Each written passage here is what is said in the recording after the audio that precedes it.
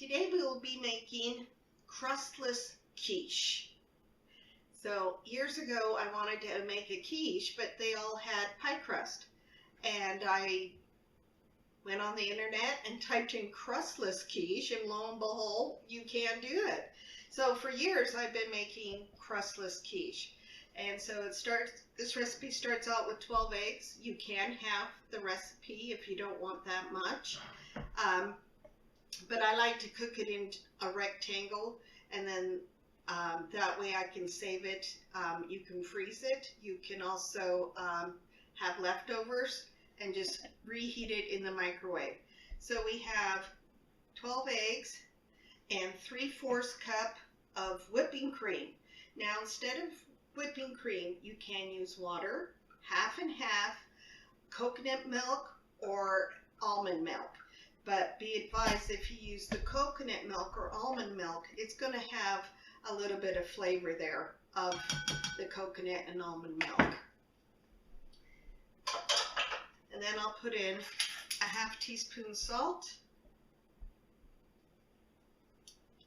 and a 1/4 teaspoon pepper.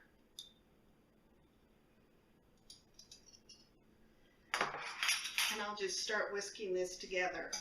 Now, I want to make these videos as short as possible, so I have pre-sauteed the onions, and I have cooked the sausage in a pan already. I figured you know how to dice onions, and I figured you know how to saute onions. So in all my videos, I'll be doing a lot of stuff ahead so that you don't have to waste your time seeing everything. And then we're going to put in 3/4 cup of Parmesan cheese. Just give that a little quick whisk. And 1½ cups of, this is medium cheddar cheese. You can use sharp, you can use mild, you can use pepper jack cheese, you could use Swiss cheese, you could use mozzarella cheese, whatever your preference is. I just happen to like these flavor combinations together when I'm doing this quiche.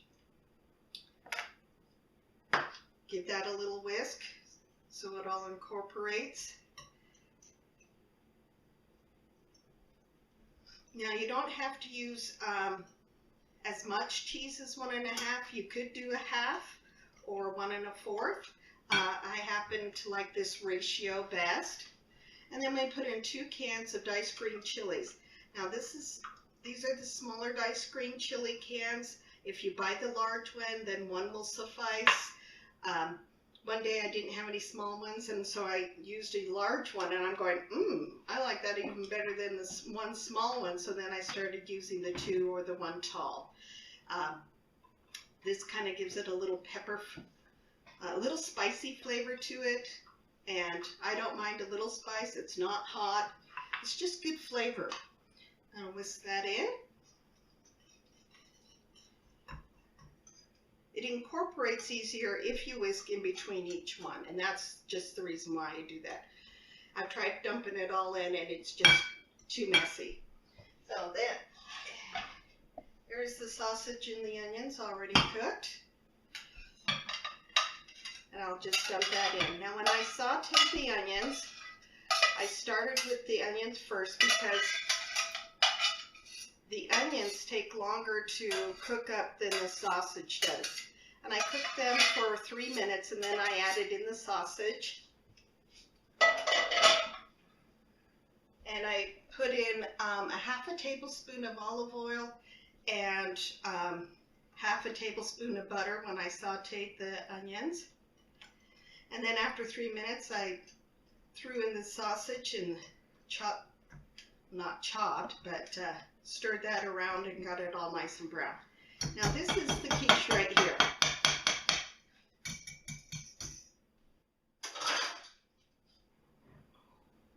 And I will put it in a 9x13 pan, which I have sprayed with cooking spray. And then we just dump this in. Now, if you wanted to cook this the next day, just cover it in saran wrap and put it in the fridge overnight. and then you have it in the morning. I do that for Christmas or a certain holiday. I'll put everything together the night before and then just bake it in the oven that morning. Saves a little time. This is also great for a brunch, for friends or family members to have a little nice brunch. And then we'll just stick this in the oven for 45 minutes and we'll see you back then. Welcome back. So I cooked it at 350 degrees for 45 minutes and took it out and let it sit for a few minutes. And you'll cut this in 12 pieces. It's a 12 serving, so if you want to half it, you can. You can even use 8 eggs and just do 2/3 of it.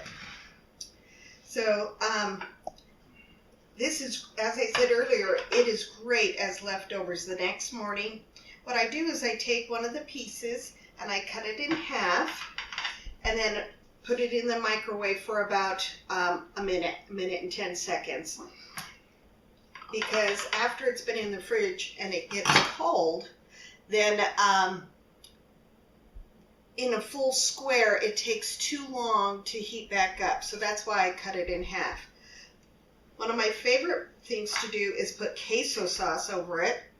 You can also put salsa over the crustless quiche, whatever you like, or just eat it plain. It's delicious plain also.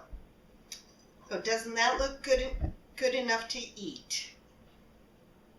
Don't forget to hit the like and subscribe button below, and then when the next video comes out, you will know. Thank you for joining me today.